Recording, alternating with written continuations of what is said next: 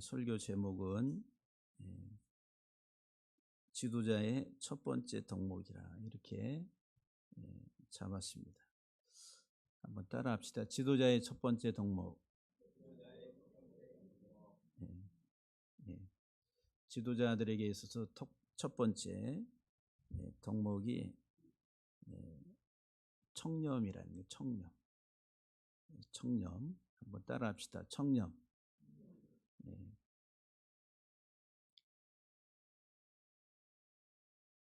국가의 그 청렴도는 그 국가의 어떤 투명성이나 공정성이나 책임성을 나타내는 아주 중요한 지표입니다.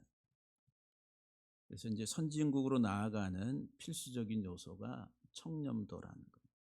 그 나라가 얼마나 깨끗한가, 청렴한가. 그래서 이제 청렴한 나라일수록 법치주의가 잘 확립이 돼 있습니다. 근데 청렴하지 아니한 그런 나라들은 법치주의의 그런 법적 어떤 장치들이 상당히 미비해서 많은 그 부정부패들이 일어나고 있다라고 하는 겁니다. 우리나라도 지금 선진국으로 도약해서 가고 있는 그런 나라 중에 하나라고 볼 수가 있는데, 이런 청렴한 나라일수록 국가 시스템이 투명하고 공정하고 그리고 모든 사람들이 상식적으로 판단할 수 있는 그런 나라다라고 생각이 됩니다. 높은 시민의식이 자리 잡고 있다. 제가 이제 동남아 쪽에 뭐 베트남이나 캄보디아, 라오스 이런 데 이제 태국 선교 여행을 가게 되면은 그 나라들이 우리나라 80년대처럼 법규나 이런 제도들이 다 돼 있지 않아서 상당히 좀 후진성을 여러 가지 면에서 아직 벗어나지 못하고 있다는 것을 많이 느끼게 됩니다. 특별히 공산체제 하에 있는 나라일수록 더 그런 하나의 그 부패가 심각하다라고 말씀을 드릴 수가 있어요.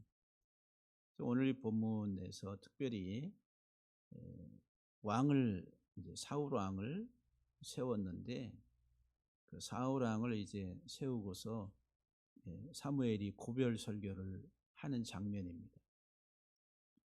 사무엘의 마지막 고별 설교 중에 첫 번째 대지에 1절에서 5절까지 내용이 나는 깨끗하다. 그러니까 평생 사사로, 다시 말하면은 최고의 행정 통치자로서, 그리고 제사장으로, 선지자로 자기가 한평생을 이스라엘을 다스렸는데, 나는 물질의 유혹으로부터 깨끗하다라고 그렇게 1절에서 5절까지 기록을 하고 있습니다. 이 지도자에게 있어서 첫 번째로 아주 중요한 것은 물질의 유혹으로부터 벗어나서 청렴한 생활을 하는 게 이게 중요한데, 그게 쉬운 일이 아니다라고 하는 겁니다.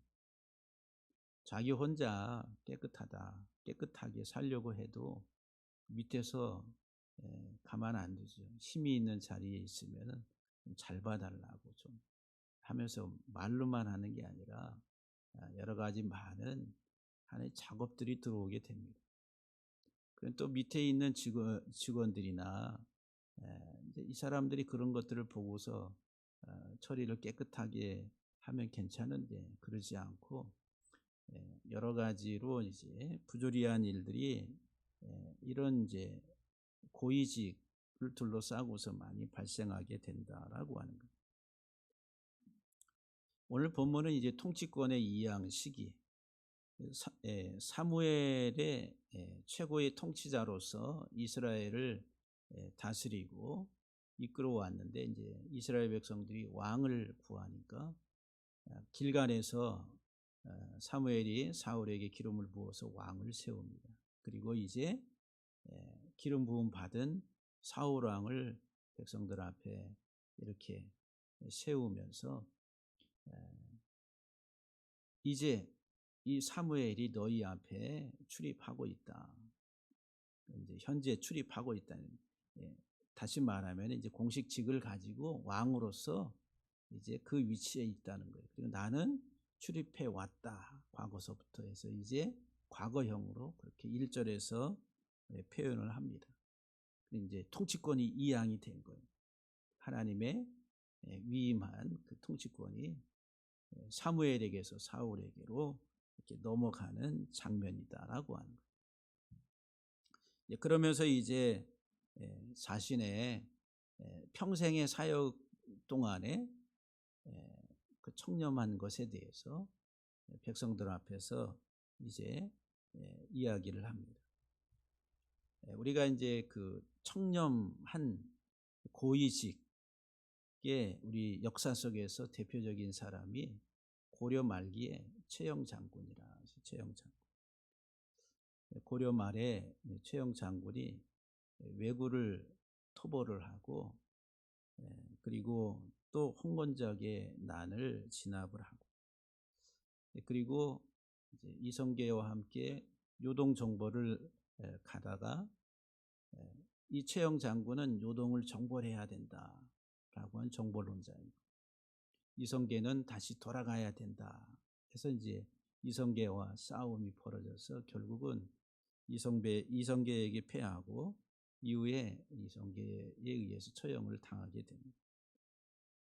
그런데 이 최영 장군이 어려서부터 아버지에게, 아버지가 최원직이라고 하는 사람인데 아버지가 아들에게 가장 강력하게 이야기한 하나의 사자 고사성어가 경금여석이란, 경금여석, 황금보기를 돌같이 여기라. 황금보기를 돌같이 여기라. 아들에게 계속 어려서부터 귀에 닳도록 이야기를 해줬는데 이 최영 장군 16살 때에 아버지가 돌아가시면서 또 마지막으로 유언적으로 남긴 말이 경금여석이라. 황금보기를 돌같이 여기라. 여러분들 황금보기를 돌같이 여기는 거 쉬워요? 어려워요? 예. 아유, 황금 덩어리 하나만 있어도 이게 지금, 예? 만약에 한 몇백 그램 나가는 그 뭐예요? 골드바 하나만 가지고 있어도 엄청난 가격이잖아요. 그러니까는 그냥 눈이 막 그냥 확 생기가 돌듯이 우리들 그렇게 바라볼 텐데 돌같이 여기라 그래요. 돌같이. 그래서 이 최영 장군이 어려서부터 허리띠에다가 이 경금여석이라고 하는 이 한자를 적어가지고 허리띠에 두르고 그거를 잊지 않고 살았다라고 하는 거예요. 그래서 이제 공직에 나가서도 평생 청렴 결백하기, 아버지의 유언적인 그런 말을 따라서 자기의 삶의 인생의 좌우명으로 삼아서 그렇게 끝까지 살았다라고 하는 거예요. 대단하죠. 그 아버지의 그런 가르침과 유언의 그 말을 좌우명으로 알고 평생을 청렴하게 사는 거예요. 그래서 이제 이성계에 의해서 이제 처형을 당하는데 그 형장에서 또 마지막으로 남기는 말이 뭐냐면은 내가 평생의 탐욕하는 마음을 가졌다면 내 무덤에 풀이 날 것이고 그렇지 않았다면은 풀이 나지 않을 것이다 라고 하는 말을 남겼다고 합니다. 근데 역사가들에 의하면은 실제로 최영 장군의 무덤 위에 풀이 나지 않았다라는 거예요. 사실 팩트를 해봐야 되겠는데 긴지 아닌지는 모르겠는데. 그래서 이제 이 최영 장군이 주로 많이 등장하는 곳이 어디냐면은 굿당 같은데, 무속 신앙에 신전을 이렇게 이제 이 신내림을 받은 사람들은 하나만 자기 신전에 신당에다가 한 신만 모시는 게 아니라 여러 신들을 이렇게 그림을 그리고 막 그러면 어떤 막 이런 그림도 나오고 막 그러잖아요. 그 최영 장군이 거기에 신으로 존재한다. 신으로, 인격 신으로. 예. 신으로 추앙됐다라고 하는. 예, 그 정도로 이제 그 최영 장군의 어떤 그 청렴한 것에 대한 것이 이제 우리 후손들에게 지금 전해지고 있습니다. 그 성경도 지금 사무엘이 자기의 청렴한 것에 대해서 이야기를 합니다. 오늘 이 3절 말씀에 보면은 내가 여기 있나니 여호와 앞과 그의 기름 부음 받은 자 앞에서 여호와 하나님 앞과 그의 기름 부음 받은 자는 누구예요? 지금 이제 기름 부음을 받은 사울 왕을 가리키는 거예요. 그러니까 사울 왕 앞에서 내게 대하여 증언하라. 내가 누구의 소를 빼앗았느냐? 누구의 나귀를 빼앗았느냐? 누구를 속였느냐? 누구를 압제하였느냐? 내 눈을 흐리게 하는 뇌물을 누구의 손에서 받았느냐? 그리하였으면 내가 그것을 너희에게 갚으리라. 그러니까 이 평생 지금까지 이스라엘 백성들 앞에 출입을 한다 이 말은 그 공무를 수행한다는 거예요. 다시 말하면 출퇴근하는 거예요. 출퇴근. 쉽게 말하면은 대통령은 어디로 출퇴근해요? 자기 공간에서 집무실로 출퇴근하고 또 총리도 출퇴근하고 장관들도 다 출퇴근은 출입을 하잖아요. 그러니까 공무를 수행하는 거 공무를 그 평생 그 공무를 수행하는 동안에 나는 깨끗하다. 깨끗하다. 뭐로부터 깨끗하다고요? 물질로부터 깨끗하다라고 하는 거. 그래서 지금 내가 여기 있다. 이렇게 이제 3절에 보면은 내가 여기 있다라고 하는 표현을 영어 성경 NIV에 보면은 내가 여기 서 있다. 이렇게 표현합니다. 그건 이제 법정적인 하나의 그런 의미들을 부연해서 그렇게 번역을 하는 거예요. 법정에 서는 거예요. 뭐로? 피고가 고발인에 의해서 법정에 서서 재판을 받는 광경과 같아요. 그래서 이 3절을 보면은 재판장은 누구냐면 여호와 하나님. 그리고 그의 기름 부음 받은 자 왕 사울 판단한 재판장. 고발인은 누구예요?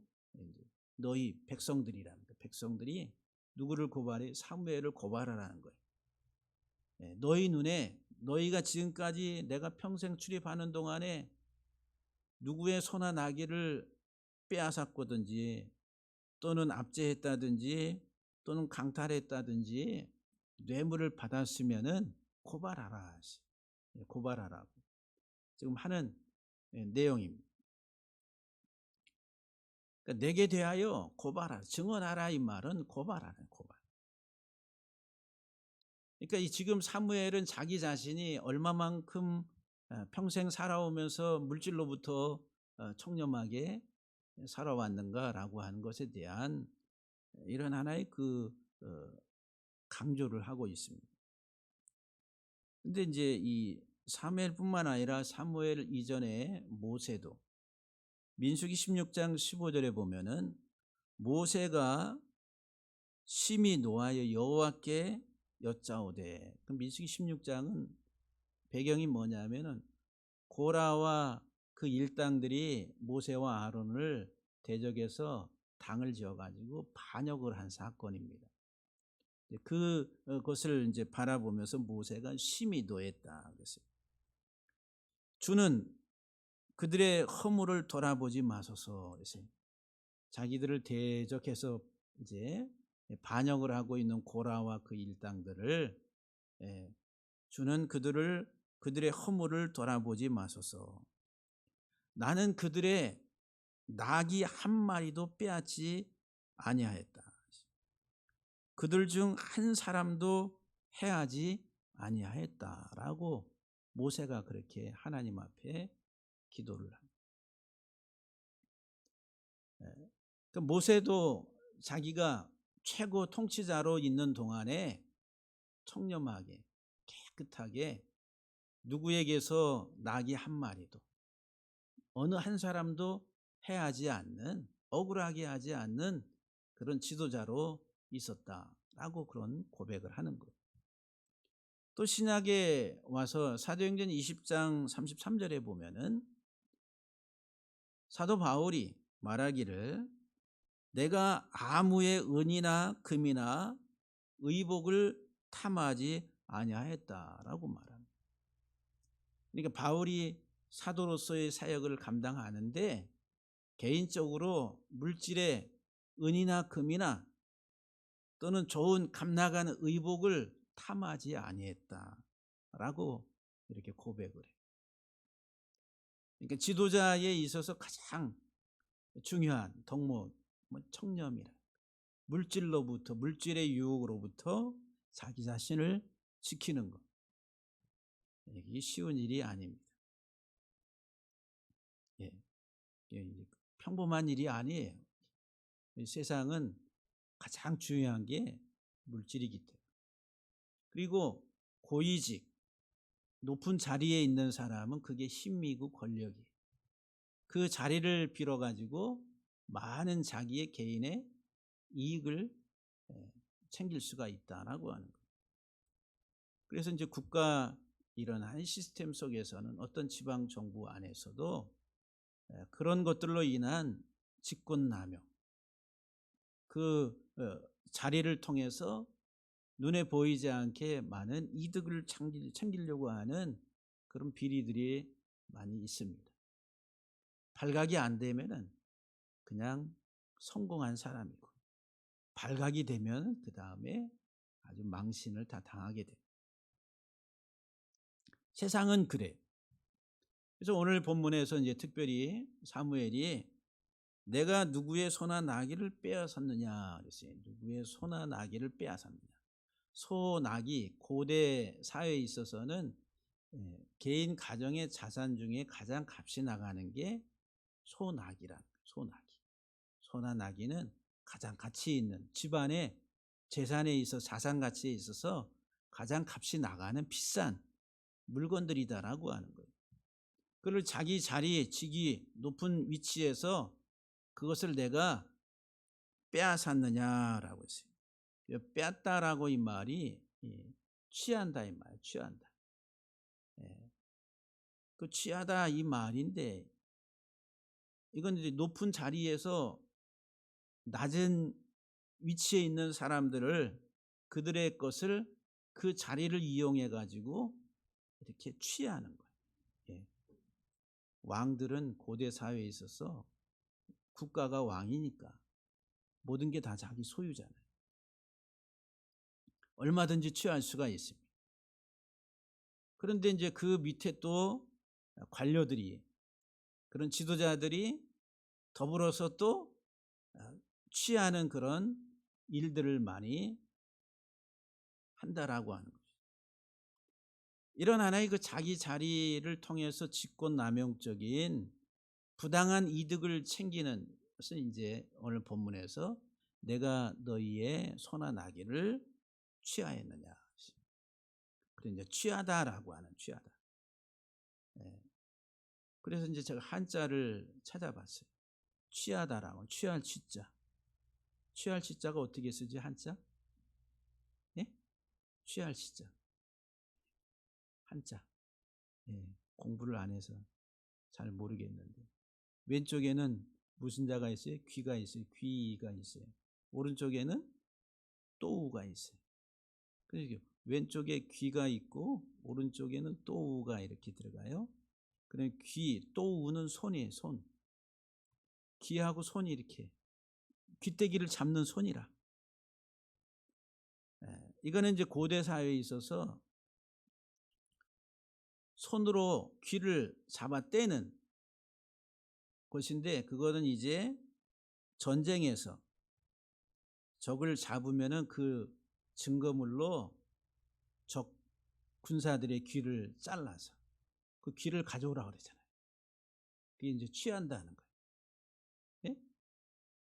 처음 들어보세요? 많이 들어보셨죠? 예. 귀를 잘라오라. 몇 개를 잘라오라. 이렇게 이제 명령을 내리기도 하죠. 그래서 이게 취할 시자. 전쟁에서 승리해 가지고 전리품들을 취하는 것처럼. 그러니까는 강력한 힘을 가지고 있는 사람이 약자들을 취한다라고 하는 그런 개념. 지금 여기에 히브리어 라카라고 하는 이 단어 취한다라고 하는 내가 누구의 손아 나기를 너에게서 취한 적이 있느냐. 그래서 이제 그 사무엘상 8장에 보면은 왕을 요구하는 백성들에게 이제 왕의 제도를 이야기하면서 그 부정적인 측면을 말할 때에 이 취한다라고 하는 라카우라고 하는 단어 동사를 써가지고 6번 이야기해요. 너희 왕이 취할 것이다. 누구를 취한? 너희 아들들을 취한다는 거예요. 그래가지고 군사에 동원하고 농사에 동원하고 두 번째로는 또 너희 딸들을 취할 것이다. 여러 가지 노동에 또 너희 딸들을 취해가지고 쓸 것이다. 세 번째 14절에서는 너희 밭과 포도원과 감람원에서 제일 좋은 것들을 취해서 자기가 쓰고 먹고 또 자기 신하들에게 줄 것이다. 왕이. 그 다음에 15절에 보면 8장 15절에 너희 곡식과 포도원 소산의 11조를 취할 것이다. 취하다 이 말은 지금 부드러운 것이고 착취한다는 것, 착취. 그리고 16절에도 보면은 너희의 노비와 가장 아름다운 소년 젊은이들과 나귀들 자산 가치를 말하는 거예요. 그 자산들을 다 착취할 것이다. 또 너희 양떼의 10분의 1을 취할 것이다 라고 왕의 제도를 말하면서 그 부정적인 측면을 그렇게 이야기합니다. 이런 이제 고대의 왕정 국가에 있어서 1인 하나의 그 독재 국가에서 특별히 이런 것들이 발생이 되죠. 대표적인 게 우리나라 북쪽에 1인 독재 체제. 거기에는 법치가 아니라 그냥 왕조와 같은 그런 시스템에 의해서 부정과 부패라고 하는 것이 아주 깊이 뿌리 내려 있다라고 하는 거예요. 숨쉬고 살기가 힘들다라고 하는 거예요. 그러니 왕정 제도의 그런 부정적인 것을 이야기합니다. 근데 오늘 본문 이 3절에서도 요 취하다라고 하는 단어를 3번 쓰는 거예요. 소나 나귀를 내가 취했느냐? 아니면 내가 누구의 손에서 뇌물을 취했느냐? 뇌물. 그래서 누구의 것을 내가 착취했느냐? 그게 이제 높은 고위직에 지금 사무엘은 최고의 통치자라고 하는 거예요. 다스리는 자라. 선지자이고 제사장으로서. 그런 것이 있으면은 증언하라, 고발하라. 두 번째로 이 3절에서 누구를 속였느냐 그랬어요. 속이다라고 하는. 직역을 하면은 내가 무엇을 강탈했느냐 이 말이에요. 강탈. 여기 속였다라고 번역을 했는데 원래 의미는 강탈은 강탈. 압박하고 억압하고 부당한 취급, 일을 하게 한, 학대하고 강탈한다. 힘 있는 자들이 그렇게 한다는 거죠. 힘이 없는 사람이 그런 일들을 할 수가 없잖아요. 오히려 학대를 받고 압박을 당하고 착취를 당하고 그런 위치에 있지. 그러니까 여기 내가 누구를 속였느냐 이 말은 내가 무엇을 강탈했느냐. 권력이나 권위를 남용하는 행동들이다라고 하는 거예요. 그래서 우리 사회가 건강하고 튼튼한 그런 사회가 되려면은 이런 직권남용 이런 것들은 아주 엄벌에 처해야 돼요. 아주 심할 정도로 다스려야 돼요. 깨끗한 그런 시스템을 구축할 수가 있다라고 하는 거예요. 한 공동체의 낮은 위치의 사람들에게 무거운 짐을 지우고 그들을 억누르고 짓밟는 행동이다라고 하는 거예요. 근데 이제 이와 같은 억압하고 강탈하는 학대하는 그 배경에는 탐닉이라고 하는 거예요. 개인의 탐닉, 자기의 사익을 취하기 위해서 사회적 약자들을 계속 동원해 가지고 일을 시키고 노동력을 착취하는 것들이다라고 하는 거예요. 그래서 성경에서 이렇게 묘사합니다. 레위기 19장 13절에 보면은 너는 내 이웃을 억압하지 말라. 여기 억압하다 이 말이 오늘 보면 누구를 속였느냐라고 하는 여기 아샤크라고 하는 단어예요. 내 이웃을 억압하지 말며 착취하지 말며 품꾼의 삭슬 아침까지 밤새도록 내게 두지 말며.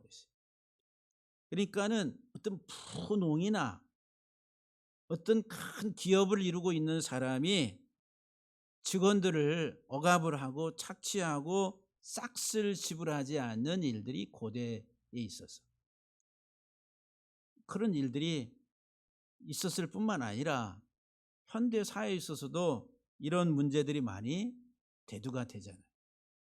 체불임금이라든지 이런 고의적으로. 신명기 24장 14절에도 보면은 권궁하고 비난한 품꾼은 너희 형제든지 내 땅 성문 안에 우거하는 객이든지 그를 학대하지 말라. 학대하지 말라가 아샤크. 오늘 본문에서 속였다라고 하는 그 단어, 강탈하라는 거예요. 약한 자들을 그들을 여러 가지로 이용을 해가지고 학대를 한다. 노동을 시킨다든지. 그래서 그 노동력을 착취하고. 그래서 공궁하고 빈곤한 비난한 품꾼은 너희 형제든지 아니면 객이든지 그들을 학대하지 말라. 강탈하지 말라. 잠언 14장 31절에 가난한 사람을 학대하는 자는 여기서 아샤크라. 그를 지으신 하나님을 멸시하는 것이다. 그랬어요. 궁핍한 사람을 불쌍히 여기는 자는 주를 공경하는 자니라. 근데 우리 인간의 의식 구조 속에는 내가 성공하고 높은 위치 자리에 올라가면은 약자들을 돌아보고 불쌍히 여기고 그들을 편에 서서 뭔가를 생각하려고 하는 것보다도 그 자리를 이용해 가지고 이때라 뭔가 더 얻어내고 더 뽑아내려고 하는 그런 의식을 많이 가지고 있다라고 하는 거예요. 그래서 잠언 22장 16절에 보면은 이익을 얻으려고 가난한 자들을 학대하는 자와 그랬어요. 학대하다 이 말이 아샤크라고 하는. 이익을 얻으려고 가난한 자를 학대하는 자와 오히려 부자에게 주는 자는 아부하는 거지. 부자에게 뭐 갖다 주고 좀 잘 받아. 부자에게 주는 자는 가난하여질 뿐이다라고 말합니다. 그래서 전도서 4장 1절에 내가 다시 해 아래에서 행하는 모든 학대를 살펴보아도다. 보라 학대받는 자들의 눈물이로다. 그들에게 위로자가 없도다. 그들을 학대하는 자들의 손에는 권세가 있고 그들에게는 위로자가 없다. 그러니까 가난한 약자들을 학대하는 그들의 손에는 뭐가 있다고요? 권세가 있다는 거예요. 권위, 사회적 하나의 그 높은 위치에 있어서 권력, 힘이라는 게 있다는 거예요. 그런데 그 학대받는 자들에게는 위로자가 없다는 거예요. 세상의 통치에 많은 권세에 있는 자리에 있는 사람들이 오히려 그 자리에 올라가면 어떻게 돼요? 하대하고 인격을 무시하고 하는 그런 태도를 많이 갖게 됩니다. 내가 누군 줄 알아. 예. 그렇죠? 예, 내가. 그래서 이제 자기 자존심이 그 자리라고 하는.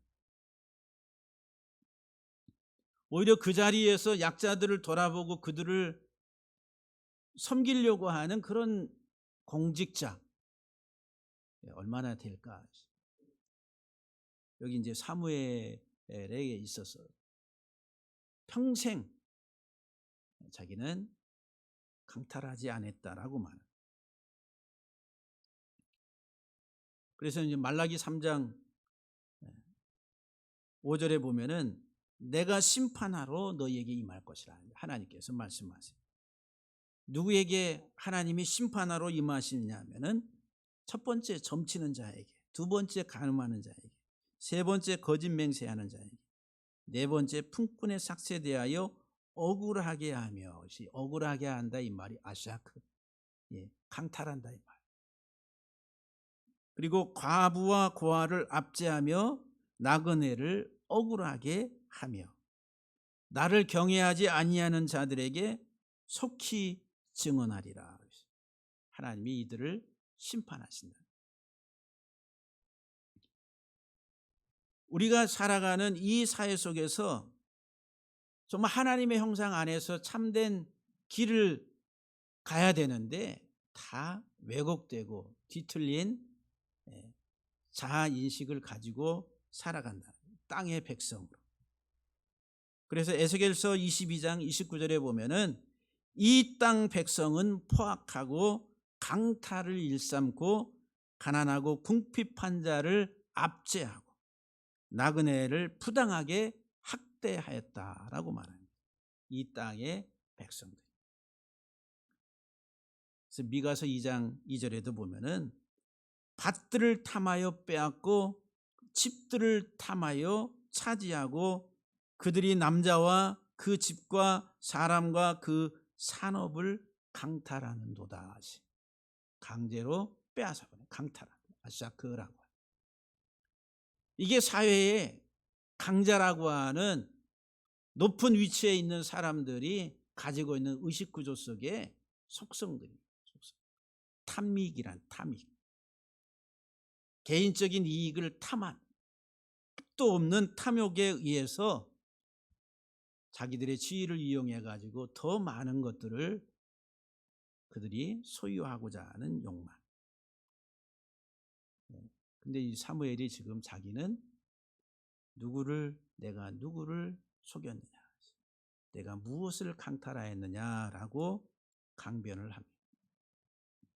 세 번째, 누구를 압제하였느냐 그래서 3절에 이 말을 직역하면은 내가 누구를 압제하였느냐.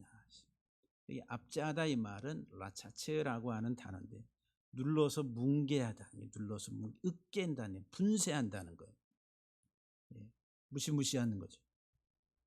사람을 으깨서 뭉개버리는 자존심이고 뭐고, 그 사람 인간의 어떤 그 존엄함 이런 것들에 대해서 생각하지 아니하고 짓눌러 버리는 것. 이게 압제한다라고 하는 거예요. 그래서 있는 사람들, 높은 자리에 있는 사람들이 약한 사람들을 인격적으로 상당히 무시하고 하는 그런 하나의 그 성향들이 많다라고 하는 거죠. 그래서 이렇게 압제를 하면 막 이 짓눌러 버리고 뭉개고 으깨버리면 어떻게 돼? 그 압제를 당하는 사람은 상실감을 갖게 된다. 낙심하고 낙담하고 삶에 대한 의욕을 다 그냥 빼앗겨 버리는 거예요. 기쁨이 없다는 거죠. 눈물.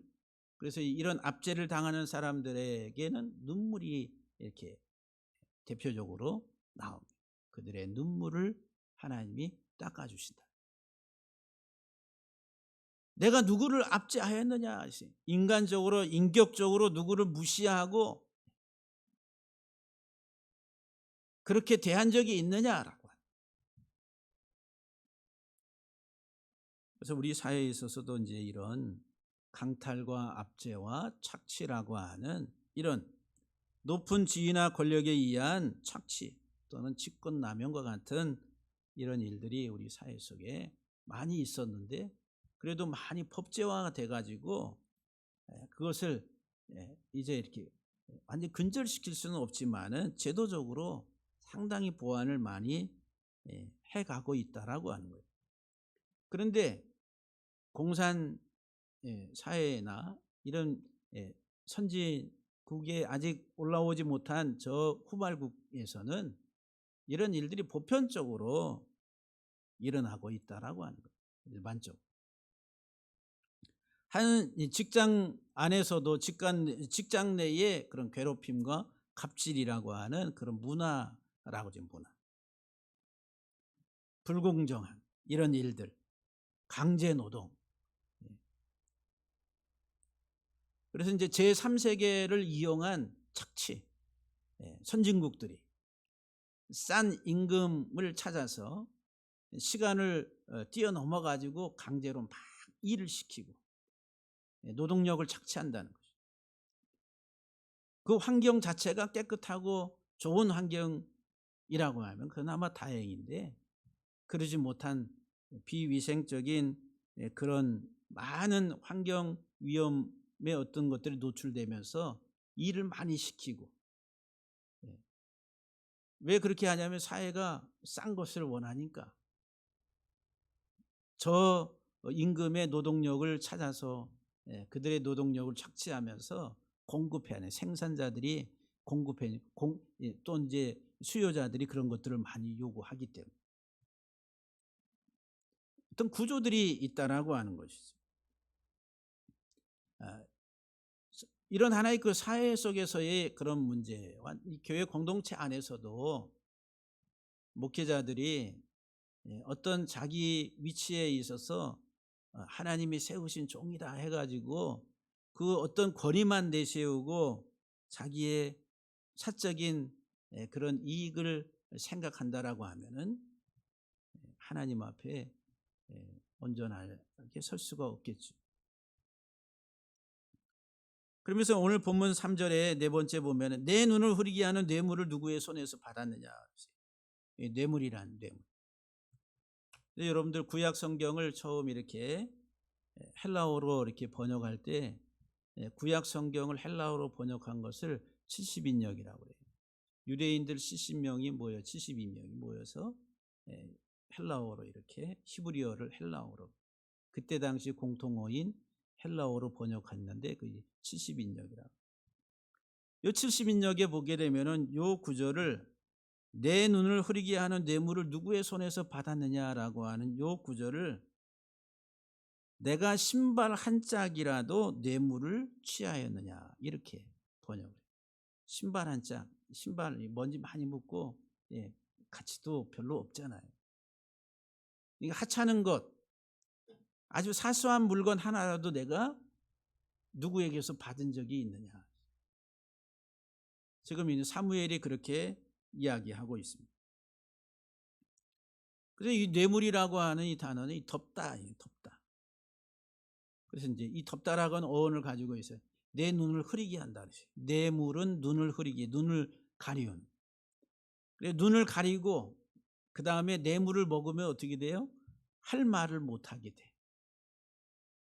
이거는 이제 특별히 뇌물과 관련돼서는 법정적인 용어로서 이제 법정에서 많이 사용이 됩니다. 재판관들이 좀 잘 봐주세요 해가지고 뇌물을 주면은 이러면 안 되는데 하고서 집어넣어요. 그러고서 어떻게 하면서 여기 죄가 한 10년은 이게 형량이 나와야 되는데 한 2년 해가지고 집행유예 3년 해가지고 풀어줘요. 네? 그래서 이제 할 말을 공의에 정상적인 말을 해야 되는데 말을 못하게 이 뇌물이 눈을 가리고 저놈의 죄를 다 가려버리고 오히려 없는 것도 덮어버리고 이 뇌물이라고 하는 게. 이 뇌물이라고 하는 이 단어 알고 유사 단어 가운데 또 셔하드라고 하는 단어가 있는데, 이거는 이제 어떤 개념이에요? 함정의 문이 함정의 문. 뇌물은 다 함정에 빠진다. 함정에 빠져야 안 빠져요? 나중에 드러나면은 예, 다 불려다니다가 정상적인 재판 통해 가지고 들어갑니다. 무슨 클럽 있잖아요. 우리나라도 매덕 클럽 55 클럽인가. 아, 옛날에 무슨 뭐 검찰총장도 하고, 그다음에 무슨 특검에 그것도 하고 해가지고 대통령도 막 집어넣고 했던 사람이 그 돈 받아가지고 지금 들어가 있는 이런 것들. 이게 받아먹은 것이 함정이라. 함정. 뇌물이 함정. 주는 자나 받는 자가 다 함정에 들어가는 함정. 드러나지 아니하면은 우리가 그렇게 뒤에서 웃을 수 있을지 몰라도 항상 불안한 거예요. 출애굽기 23장 8절에 보면은 너는 뇌물을 받지 말라. 뇌물은 밝은 자의 눈을 어둡게 하고 의로운 자의 말을 굽게 한다. 그러니까 재판장의 눈을 어둡게 하고 그들의 말을 굽게, 이렇게 이제 굽는다. 이 말은 이렇게 휘어진다는, 휘어진다. 사무엘에게 두 아들이 있었는데 사무엘상 8장 3절에 보면은 사무엘의 아들들이 자기 아버지 행위를 따르지 아니하고 이익을 따라 뇌물을 받고 판결을 굽게 한다 그랬어요. 사무엘의 두 아들이 사사가 돼서 지금 저 브엘세바에서 그 사사의 일을 하고 있는데 이놈들이 아버지의 길을 따라가지. 아버지는 어떤 사람이 청렴한 사람인데 아버지의 길을 따르지 아니하고 이익을 따라서 뇌물을 쳐드시고 판결을 굽게 한다라고 사무엘상 8장 3절에서 그렇게 말합니다. 지도자로서의 물질로부터의 유혹, 그런 탐욕에 대한 유혹, 이런 것들이 항상 앞에 있다라고 하는 것이죠. 그래서 우리 선배 목사님들 가운데 유명한 훌륭한 목사님들이 이제 목회를 돌아보면서 목회자에게 있어서 세 가지만 잘 자기를 지키면은 성공한다. 그 중에 첫 번째가 뭐예요? 돈이라는 거예요. 물질. 그 다음에 여자라는 그 여자. 그리고 세 번째는 명예라는 명예. 명예욕도 얼마나 큰지 모르고 또 물질적인 욕심으로 인한 그런 유혹이 얼마나 강한지 모른다. 교회의 사이즈가 커지면 커질수록 더 크다라고 하는 거예요. 이사야 1장 23절에 보면은 내 고관들, 정치 지도자들은 패역하여 도둑과 짝하고 다 뇌물을 사랑하며 예물을 구하고 고아를 위하여 신원하지 아니하고 과부와 송사를 수리하지 아니하는도다. 고위직에 있는 사람들이 도둑놈들과 짝했다. 우리 사회도 이 지방 어떤 큰 수장으로 있는 사람들이 그 토호 세력이라고 하는 토호 세력이 뭐예요? 조폭들. 이런 사람들이 이제 경제적 어떤 업체로 이렇게 등장을 하면서 그들과 짝해가지고 어떻게 뇌물을 받아드신다는 거예요. 뇌물을 사랑하고 예물을 구하고 뒷배가 되어주고 이런 일들이 뭐 고대 사회뿐만 아니라 현대 사회에서도 우리나라에서도 가끔 드러나고 있다라고 합니다. 이사야 5장 23절에 그들은 뇌물로 말미암아 악인을 의롭다 하고 자기가 받은 뇌물로 인해 가지고 악인을 의롭다 하다, 선하다고, 착하다고, 문제없다고 오히려 의인에게서 그의 공의를 빼앗는도다 그랬어요. 이렇게 둔갑시키는 거예요. 악인은 의인 되고 의인은 악인 되게 하는. 그래서 우리가 속된 말로 유전 무죄, 무전 유죄라. 돈이 없으면 죄도 없는데 갑자기 죄인돼요. 돈이 많으면은 엄청난 죄를 범했는데도 불구하고 죄 없다고 풀려나. 이렇게 된다는 거예요. 이게 뇌물이에요, 뇌물. 이 돈이 가져오는 그런 부정적인 그런 하나의 그 영향들이다라고 하는 것이죠. 미가서 3장 11절에 보면은 이런 말씀이 있어요. 그들의 우두머리들은 이스라엘의 우두머리 지도자들이죠. 뇌물을 위하여 재판하고 그들의 제사장은 싹스를 위하여 교훈하고 그들의 선지자는 돈을 위하여 점을 친다. 그러면서 말하기를 여호와를 의뢰하여 이르기를 여호와께서 우리 중에 계시지 아니하냐. 재앙이 우리에게 임하지 아니할 것이다. 복받은 족속이여. 하여튼 좋은 이야기만 막 복받는다, 잘된다 얘기만 해주는 거예요. 그게 뭐 때문에? 싹 때문에. 제사장은 싹스를 위해서 가르치고 교훈하고 선지자는 돈을 위하여 점을 쳐준다. 이게 이스라엘의 공동체 안에서 정치적인 지도자들 또는 재판관들 그리고 종교적 제사장, 선지자들 다 하나로 뭐에? 물질의 유혹에 빠져가지고 탐욕의 무리가 다 됐다는 거예요. 도둑놈들이다. 사무엘이 지금 지도자의 덕목을 이야기하면서 왕은 지금 사울을 옆에 두고 지금 그 이야기를 하고 있는 거예요. 사울, 너는 들어. 왕으로서 첫 번째 청렴해야 된다. 한 국가를 통치하는 하나님의 위임받은 통치자로서 첫 번째 청렴하라고. 근데 청렴하기가 쉽지가 않다라고 하는 거예요. 사무엘이 자기의 청렴을 들어서 이야기하는 거예요. 내가 너희에게서 잘못 행한 것이 있느냐. 그러니까 이 백성들이 다 이구동성으로 당신은 우리를 속이지 아니하였고 압제하지 아니하였고 누구의 손에서든지 아무것도 빼앗은 것이 없나이다 라고 그렇게 증언을 합니다. 정말 깨끗한 삶을 사는 사람 사무엘. 이 사회에 또 한국교회 지도자들 중에 이런 평가를 받고 또 하나님 앞에 이런 하나의 인정을 받고 그래서 여기 본문 오늘 5절에 보면은 하나님이 증인이다. 그가 증언하시나이다. 이 말은 여호와께서 증인이시다.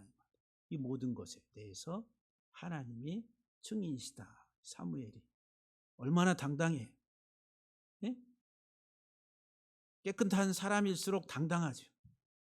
왜? 꿀릴 게 없으니까. 당당한 거예요. 우리 사랑하는 성도들이 이 세상 사는 동안에 저와 여러분들이 정말 물질의 유혹으로부터 깨끗하게 우리 자신을 잘 보호하고 지켜서 청렴한 그런 하나님 앞에서의 삶을 그래서 우리 한 사람이 그리고 우리를 통해서 또 이 사회에 영향력을 줄 수 있는 작지만은 그런 소망을 가지며 살아가는 우리 모두가 되기를 주의 이름으로 간절히 축복합니다. 기도하시겠습니다.